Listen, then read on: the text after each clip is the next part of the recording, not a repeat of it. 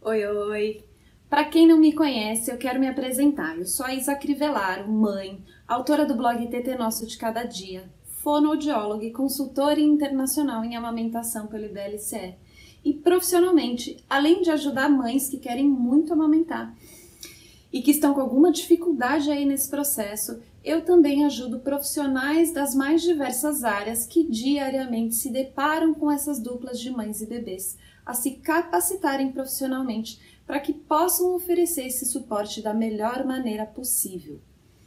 Eu quero dar boas-vindas a todos vocês que estão comigo aí nessa segunda aula do minicurso Segredos da Avaliação na Prática Clínica em Amamentação.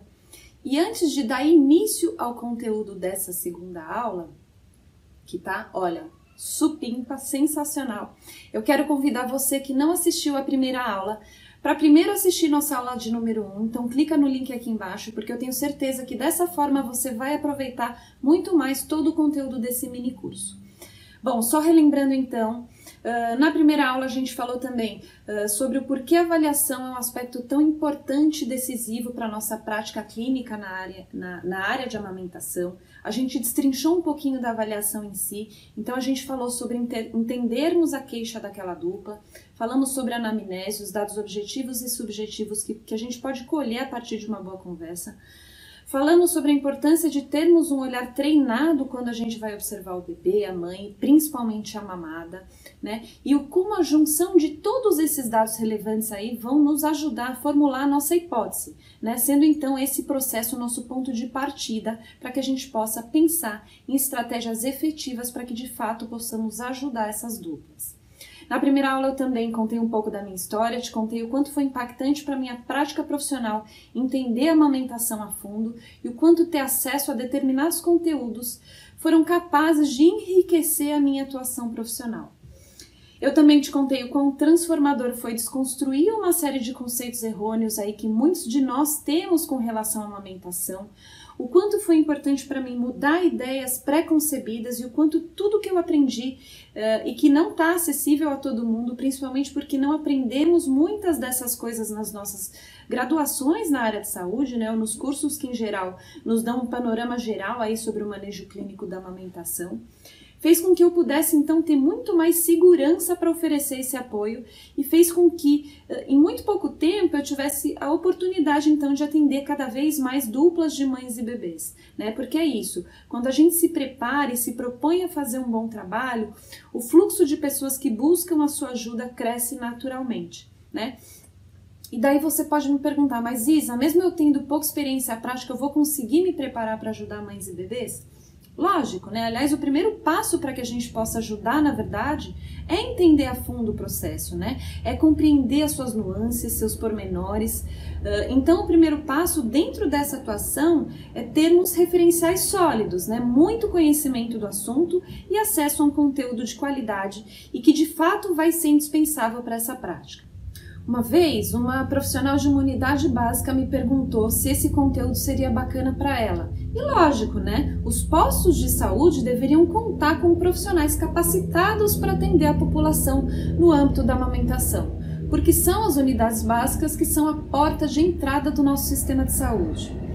Mas Isa, eu sou obstetra, é importante que eu saiba isso tudo? Sem dúvida, né? E sem dúvida, esse é um diferencial absurdo na prática profissional, principalmente de obstetras e pediatras, né? Eu vejo com muita frequência mulheres que colocam como prioridade na escolha de um profissional o fato dele apoiar a amamentação, e apoiar a amamentação num sentido mais amplo significa você de fato vestir a camisa e oferecer suporte efetivo para essas mães. Mas Isa, eu aprendi o básico na minha formação, isso não é suficiente? O que eu posso te dizer é, em se tratando de amamentação, o básico está longe de ser suficiente. A gente sabe que hoje em dia, felizmente, as mulheres estão muito mais críticas em suas buscas por bons profissionais e por isso valorizam muito o profissional que está de fato comprometido com a amamentação e apoia em suas escolhas, né? Por fim, você pode me dizer assim, mas Isa, nem sempre as dificuldades durante o processo são superadas, né? Em muitos casos o desmame é inevitável. Sim, eu em nenhum momento disse para vocês que todas as duplas que atendi até hoje foram felizes em seus processos ou superaram todas as dificuldades, né? Seria muito pretensioso e mentiroso da minha parte dizer para você que eu tenho a resposta para todos os problemas de amamentação do mundo, né? A amamentação é um processo complexo, né, que vai muito além da técnica, mas o que eu posso garantir é que se preparar da melhor forma possível aumenta muito as chances de oferecermos boas estratégias. Então o que eu posso afirmar com certeza para vocês é que quanto mais a gente se prepara, mais somos capazes de oferecer nosso melhor para essas duplas, né? E oferecer nosso melhor significa colocarmos nossa cabeça no travesseiro com a consciência tranquila. Bom, mas agora vamos ao que interessa, que é falar sobre a avaliação, né? Quais aspectos são fundamentais dentro do processo de avaliação? Conforme eu falei para vocês na aula passada, primeiro de tudo, a gente precisa entender a queixa que essa mãe está trazendo para gente. E isso, por si só, já pode direcionar nosso olhar durante a avaliação e eu vou te explicar por quê. Na medida em que a gente adquire um bom corpo de conhecimento em amamentação, né, bem como prática, logicamente, a gente otimiza o nosso raciocínio clínico, né, uma vez que as queixas estão relacionadas a determinadas situações. Então, eu vou dar um exemplo para vocês, né? Uma mãe nos procura se queixando de dor ao amamentar. São inúmeras as condições que podem ser a causa da dor ao amamentar, né? E cada causa tem determinadas características. Então, por exemplo, em que momento é a dor, se tem fissura ou se não tem fissura. Então é isso, além de fazer questões específicas para entender melhor essa dor, na medida em que aquela avaliação vai rolando, eu já fico atenta a determinadas coisas para poder tentar determinar a causa daquela dor. Então poder dar um feedback para aquela mãe do que pode ser mais efetivo para que isso seja resolvido. E claro, né, gente, a gente não está ali numa entrevista de emprego, então o ideal é que essa seja uma conversa mais informal. O ideal é que ofereçamos a essa mãe oportunidade para contar sua história e, dependendo do contexto do problema, a gente vai pontuando questões que são mais relevantes para aquilo que a gente está investigando, né? Para ficar mais didático para vocês, eu vou dividir a avaliação em história e observação, tá? De maneira geral, o que pode-se saber durante essa conversa inicial? Então, antecedentes, como é a saúde geral dessa mulher, como foi a gestação, se tem alguma doença crônica, se faz algum tratamento, se usa algum medicamento, se tem alguma cirurgia prévia, como é que foram as experiências anteriores dela de amamentação? Teve? Já amamentou? Se sim, por quanto tempo? Teve dor na mama, no mamilo, algum outro problema? Sabe alguma coisa sobre aleitamento? Como é que é a rede de apoio dessa mulher? Como é que é o entorno? Na família tem mulheres que amamentam ou que já amamentaram? Essa prática é comum no seu entorno? Como é que são as influências culturais ali naquela família, né? Como que são as preocupações da mãe com relação ao pudor, né? Onde que ela amamenta? Quem que mora com essa mãe, com esse bebê? E por que saber disso é tão importante? Porque ter um entorno favorável pode fazer uma diferença enorme na qualidade do pós-parto e do aleitamento, né? Principalmente em se tratando de situações difíceis, né? De maneira geral, nossas escolhas são muito afetadas, principalmente pela opinião de nossos companheiros, de nossas mães e sogras. Como é que foi o parto? Como é que foi o pós-parto dessa mulher? Que tipo de parto? Se foi um parto vaginal, fez episiotomia, precisou induzir? Como é que foi o trabalho de parto? Foi prolongado? Usou algum medicamento? Foi com anestesia? Foi um parto assistido? Houve alguma complicação? Como é que estão as dores relacionadas ao parto? Alguma limitação física? Alguma limitação psicológica?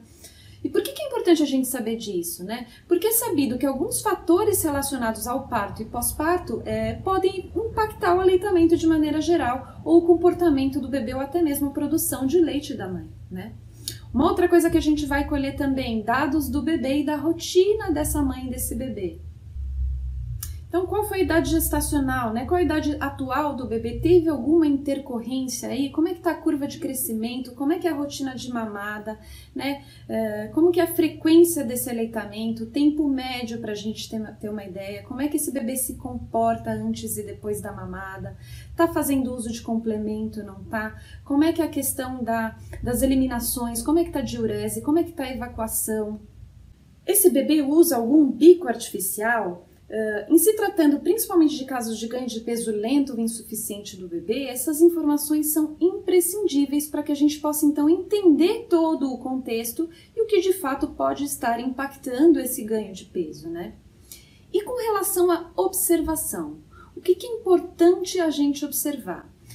Aqui então eu vou citar alguns aspectos fundamentais que são observação do comportamento geral e do sistema motor oral do bebê, sucção não nutritiva, né? Comportamento geral, como é que está o tônus, extensão dos movimentos, simetria, estado de alerta, como é que está toda a parte estrutural do sistema motor oral, como é que estão as funções, como é que está essa mobilidade de língua, tônus, como é que estão os reflexos, né? A gente também então vai observar a mama da mãe, né? Um aspecto super importante aí da avaliação. Então, existe dor ali durante o amamentar? Se sim, como é que é essa dor? Em que momento que ela acontece? Essa mãe teve alguma cirurgia prévia em mama? Como é que é a incisão? Em que local que é? Faz quanto tempo que essa cirurgia foi feita? Existe alguma alteração nessa mama, né? Existe algum aspecto anormal da pele? Tem fissura? Tem vermelhidão? Essa mama está engurgitada? Essa mama tem tecido glandular, né? Então a gente, embora eles sejam bastante raros esses casos de hipoplasia, eventualmente a gente pode se deparar com uma mama hipoplásica, que é uma mama subdesenvolvida. Então essas mamas normalmente podem ter assim grandes areolas, né? Elas são frequentemente assimétricas e muito espaçadas. A gente vai avaliar o tipo de mamilo, então a gente vai avaliar a mamada, né? Incluindo, logicamente, a transferência de leite. E durante a mamada, o que a gente vai observar? Então, durante a mamada, a gente vai observar o posicionamento da mãe, tá confortável? O posicionamento do bebê, esse bebê tá alinhado junto do corpo da mãe, tá em flexão? Como é que tá a prontidão desse bebê? Como é que estão esses reflexos, o estado de alerta, o comportamento? Como é que tá a pega, um aspecto essencial em se tratando de aleitamento? Esse bebê consegue manter a pega? Como é que é o ritmo de mamada, né? Como é que está o reflexo de ejeção dessa mãe? Como é que está a transferência de leite? Então a gente consegue perceber uma deglutição audível, uma movimentação de mandíbula? Como é que está o padrão de sucção, deglutição? Como é que esse bebê se comporta aí durante a mamada? Ele apresenta sinais de saciedade após a mamada? Como é que fica o mamilo depois dessa mamada? Bom, lembra que eu disse para vocês que avaliação e tratamento são dois lados da mesma moeda? Então, durante a própria avaliação, dependendo do que a gente observa, a gente já pode sugerir mudanças no posicionamento da mãe, no posicionamento do bebê, alguns exercícios, ajustar a pega, eventualmente lançar mão de algum dispositivo aí que pode ser que temporariamente seja útil para aquele caso, como o Latch Assist, ou o copinho, ou o sonda peito, translactação, enfim. Todas essas informações, na maioria dos casos, nos permitem identificar a causa do problema. O problema é o posicionamento, o problema é a pega, está relacionado a alguma questão anatômica, funcional do bebê, né? Ou, de repente, uma interação problemática aí com a anatomia da mãe? É um caso de baixa produção? Por fim, as questões observadas são passíveis de solução? Quais estratégias que podem ser mais efetivas para essa dupla? Será que eu preciso encaminhar para algum profissional especializado? Né? Uma avaliação bem feita provavelmente vai poder te dar todas essas informações. Antes de terminar, eu gostaria de ressaltar a importância das habilidades de comunicação nessa interação com a mãe e com a família, para que essa comunicação seja de fato efetiva, né, e transparente. E para isso é de extrema valia também a gente entender o que está envolvido no processo de aconselhamento em amamentação. Além disso, a gente nunca deve perder de vista questões emocionais e psíquicas, né, que podem sobremaneira influenciar todo o processo. Bom, eu trouxe muito conteúdo hoje para vocês, eu espero que esse conteúdo tenha sido extremamente útil para a prática profissional de vocês. Se você achou essa aula importante para a sua capacitação profissional, comenta aqui embaixo, né? Se você tem alguma dúvida também, compartilha com todo mundo que pode curtir esse conteúdo, tá? Eu gostaria de agradecer muito a todos que me acompanharam nessa segunda aula.